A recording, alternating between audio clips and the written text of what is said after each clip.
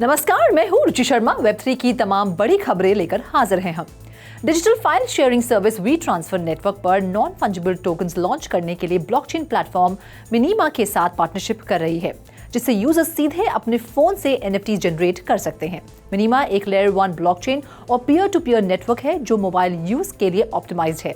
इसकी वेबसाइट के मुताबिक इसका अल्ट्रा लीन प्रोटोकॉल यूजर्स को एक फुल कंस्ट्रक्टिंग और वैलिडेटिंग नोड चलाने की अनुमति देगा, जिससे वे पूरी तरह से डिसेंट्रलाइज्ड नेटवर्क होने की उम्मीद करते हैं। ब्लॉकचेन किसी थर्ड पार्टी की जरूरत के बिना यूजर्स के बीच पीयर टू पीयर ट्रांसफर को अनेबल करने के लिए मिनीमा कॉइन को अपनी नेटिव करेंसी के रूप में इस्तेमाल करता है। प्लेटफॉर्म करंटली अपने टेस्टनेट फेज में है और 180 देशों में मार्च में लाइव होने की योजना बना रहा है। कई वेब2 फाइल शेयरिंग सर्विसेज अपनी ऑफरिंग्स को एक्सपैंड करने के लिए ब्लॉकचेन टेक्नोलॉजी में गहराई से जा रही हैं। गूगल ने अक्टूबर में इथीरियम के लिए अपनी cloud based blockchain node service शुरू की, जबकि अमेजॉन की cloud service Amazon web services अपने वेब3 प्रोडक्ट्स को बनाने के लिए स्टाफ की हायरिंग कर रही है।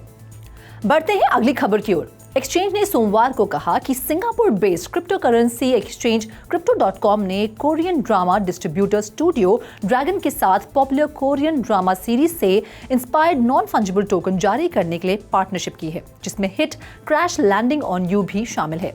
8 फरवरी को ये pair 2 popular Korean drama series Crash Landing on You और स्टार्टअप पर बेस्ड स्टूडियो ड्रैगन के 8 टॉय डियर रो के स्पेशल एडिशंस की NFTs के पहले बैच को रिलीज करने की योजना बना रही है। KOSDAQ listed Studio Dragon Korean entertainment giant CJENM के तहत एक K-ड्रामा डिस्ट्रीब्यूशन और प्रोडक्शन कंपनी ने बयान में कहा कि ये NFTs शोकेस करेगी जो हर क्वार्टर में नए कोरियन ड्रामास पेश करते हैं। Crypto.com एंटरटेनमेंट इंडस्ट्री में बिजनेस अपॉर्चुनिटीज की तलाश कर रही है और अगस्त में NFT प्रोजेक्ट्स को आगे बढ़ाने के लिए कोरियन एंटरटेनमेंट एजेंसी फैंटाजियो के साथ पार्टनरशिप की है।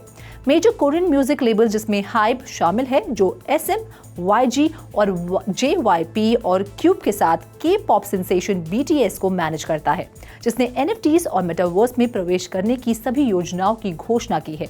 नवंबर में हाइब के K-पॉप बॉय बैंड 17 ने जापान में अपने एशिया कॉन्सर्ट टूर के हिस्से के रूप में एक मेटावर्स एक्सपीरियंस को इंटीग्रेट किया। कंपनी ने कोरियन ब्लॉकचेन फर्म डोनामो के साथ पार्टनरशिप में अक्टूबर में NFT प्लेटफॉर्म मोमेंटिका को भी लॉन्च किया। बाकी अहम खबरों के लिए करते हैं विशाखा का रुख। बैंक ऑफ इंग्लैंड और यूनाइटेड किंगडम की ट्रेजरी एक डिजिटल करेंसी बनाने की योजना तैयार कर रहे हैं, जो कैश को रिप्लेस किए बिना भुगतान करने का एक नया तरीका प्रदान कर सके।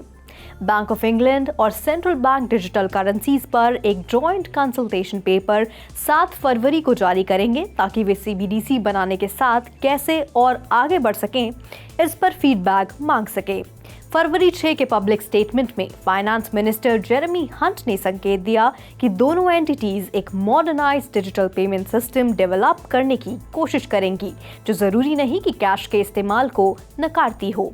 फोकस का एक दूसरा की एरिया निजी तौर पर जारी किए गए स्टेबल कॉइन्स के लिए गवर्नमेंट बैक्ड ऑल्टरनेटिव प्रदान करना होगा, जिसमें बैंक ऑफ इंग्लैंड और ट्रेजरी के अधिकारी आने वाले समय में बड़ी टेक कंपनीज के डेवलप होने की उम्मीद कर रहे हैं।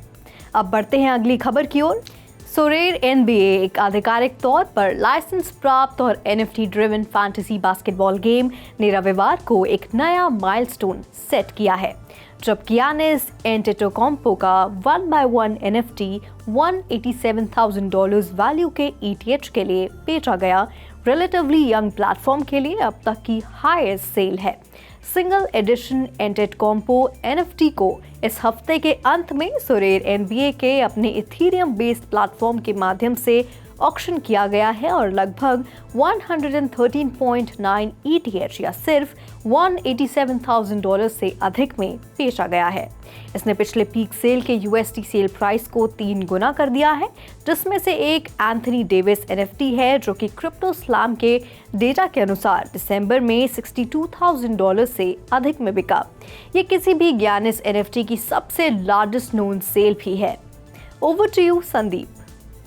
यूनाइटेड नेशंस की एक कॉन्फिडेंशियल रिपोर्ट से पता चला है कि नॉर्थ कोरियन हैकर्स ने किसी दूसरे वर्ष की तुलना में 2022 से ज्यादा क्रिप्टो एसेट्स की चोरी की है। रॉयटर्स द्वारा देखी गई यूएन रिपोर्ट कथित तौर पर पिछले हफ्ते 15 members north Korea sanctions committee को सौंपी गई थी।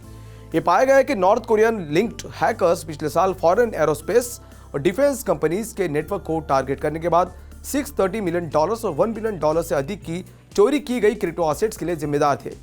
यूएन की रिपोर्ट में यह भी कहा गया है कि साइबर अटैक्स पिछले वर्षों की तुलना में ज्यादा सोफिस्टिकेटेड थे, जिससे चोरी किए गए फंड्स का पता लगाना पहले से कहीं ज्यादा कठिन हो गया।